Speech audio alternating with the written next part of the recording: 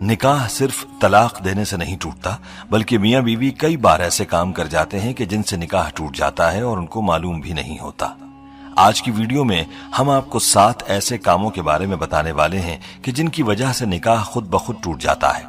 इन कामों के बारे में हर शादीशुदा मर्द और औरत को मालूम होना चाहिए ताकि वो इन कामों से दूर रहकर अपने निकाह को महफूज रख सकें। ये काम ऐसे हैं कि जिनकी वजह से तलाक दिए बगैर ही निकाह टूट जाता है, इसलिए हर शादीशुदा मर्द और औरत को इन कामों के बारे में मालूम होना चाहिए, क्योंकि इन कामों से मियां बीवी का रिश्ता खत्म हो जाता है और वो एक दूसरे के लिए ऐसे ही हराम हो जाते हैं जैसे तलाक देने से। ये वीडियो हर शादीशुदा मर्द औरत के लिए बहुत ही खास है, लिहाजा इस वीडियो को आखिर तक जरूर देखिएगा। वीडियो में आगे बढ़ने से पहले आपसे गुजारिश है कि अगर आपने हमारा चैनल सब्सक्राइब नहीं किया हुआ तो अभी हमारे चैनल को सब्सक्राइब करें और साथ मौजूद बेल आइकन को भी क्लिक करें ताकि हमारी आइंदा वीडियोस का नोटिफिकेशन आपको मिलता रहे। वीडियो को लाइक और शेयर करें और हमारी तमाम बहनों और भाइयों से गुजारिश है कि दुरूद पाक की बरकत से होने वाली दुआ में शामिल होने के लिए अपना नाम कमेंट सेक्शन में जरूर लिखें और हमारी दुरूद पाक की महफिल का हिस्सा बने। दोस्तों, मियां बीवी को चाहिए कि इन 7 कामों से हमेशा दूर रहें, कहीं ऐसा ना हो कि इनका निकाह टूट जाए और उनको पता ही न चले और वो एक दूसरे के लिए हराम हो जाए। याद रहे कि निकाह अल्लाह का हुक्म और नबी पाक सल्लल्लाहु अलैहि वसल्लम की अहम सुन्नत है।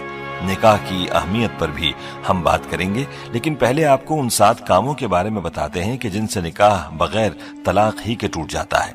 मतलब ये कि मियां बीवी का रिश्ता अपने आप ही खत्म हो जाता है। नंबर 1, खुला लेने पर। दोस्तों, जिस तरह मर्द को अल्लाह ने यह हक दिया है कि वो औरत को तलाक दे सकता है, तो इसी तरह से औरत के पास भी यह हक होता है कि अगर वो किसी वजह से अपने शौहर के साथ न रहना चाहे तो वो खुला ले सकती है। इस मकसद के लिए वो वक्त के काजी या अदालत के यहाँ अपना केस पेश करेगी और काजी इस बात का फैसला करेगा कि खुला हक बजानिब है और इस पर अमल दरामद हो गया है, तो इसके बाद मियां बीवी एक दूसरे पर हराम हो जाएंगे। नंबर 2, एला। दोस्तों, अब आपके जहन में सवाल होगा कि ये क्या है। तो एला उसको कहते हैं कि शौहर अपनी बीवी के साथ हमबिस्तरी न करने की कसम खा ले, तो ऐसी सूरत में बीवी अपने शौहर से अलहदगी इख्तियार कर सकती है और वो तलाक के बगैर ही एला कर सकती है। नंबर 3, किसी एक की मौत हो जाने पर। प्यारे दोस्तों, अगर किसी हादसे में या फिर किसी भी वजह से अगर शौहर फौत हो जाता है तो उसकी बीवी का अपने शौहर से निकाह खुद ब खुद ही टूट जाता है। इसी तरह से अगर बीवी फौत हो जाए तो उसके शौहर का अपनी बीवी से निकाह टूट जाता है। तो मालूम हुआ कि किसी एक फरीक के फौत हो जाने से मियां बीवी का निकाह खुद ब खुद ही टूट जाता है। नंबर 4, इस्लाम छोड़ने पर।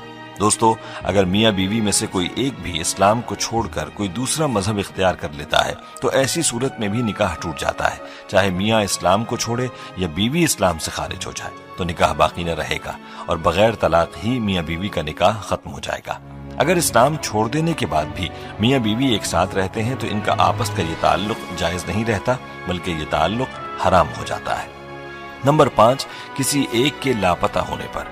दोस्तों, अगर मियां या बीवी में से कोई एक लापता हो जाता है या घर छोड़ चला जाता है और उसकी कोई खबर नहीं, तलाश करने के बाद भी उसका पता नहीं चलता और काफी अरसा गुजर जाता है, तो ऐसी सूरत में भी निकाह टूट जाता है।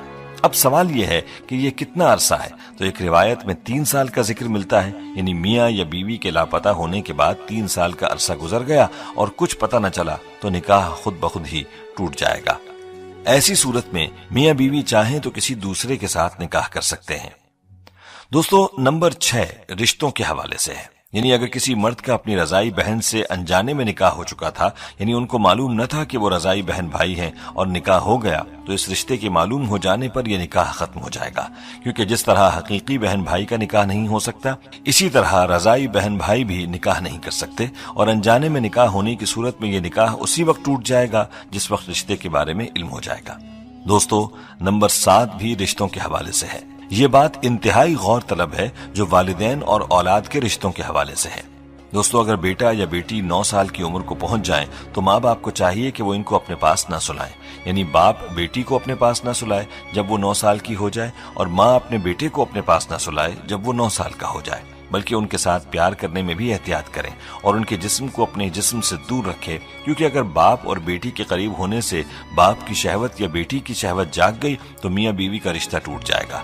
और यही सूरत माँ और बेटे की है कि अगर माँ और बेटा एक दूसरे के करीब हुए और उनकी शहवत जाग गई तो भी निकाह टूट जाएगा। اس لیے چاہیے کہ اس حوالے سے بہت احتیاط کی جائے۔ باپ کو چاہیے کہ وہ بیٹی کو پیار کرنا چاہے تو اس کے سر پر ہاتھ پھیرے اور بوسہ بھی سر پر دے، جسم کو دور رکھے، اور اسی طرح ماں بیٹے کو پیار کرتے وقت بھی احتیاط کرے، اپنے بدن کو دور رکھ کر بیٹے کو پیار کرے۔ دوستو، یہ وہ 7 کام تھے کہ جن کی وجہ سے بغیر طلاق ہی نکاح ٹوٹ جاتا ہے۔ اس لیے میاں بیوی کو چاہیے کہ ان کاموں سے دور رہیں، ورنہ ان کا نکاح ٹوٹ جائے گا اور وہ ایک دوسرے کے لیے حرام ہو جائیں گے۔ پیارے دوستو، یہاں ہمیں اپنے بارے میں خود ہی سوچ لینا چاہیے کہ کیا ہم ان کاموں میں سے کسی کے مرتکب تو نہیں ہوئے، اور اس حوالے سے مزید تفصیلات کے لیے ہمیں چاہیے کہ مفتی حضرات سے پوچھ لیں۔ دوستو، نکاح کی اسلام میں بڑی اہمیت ہے۔ یاد رہے کہ ہمارے پیارے آقا حضور اقدس صلی اللہ علیہ وآلہ وسلم نے نکاح کو اپنی سنت قرار دیا ہے۔ ارشاد نبوی ہے، النکاح من سنتی، نکاح کرنا میری سنت ہے۔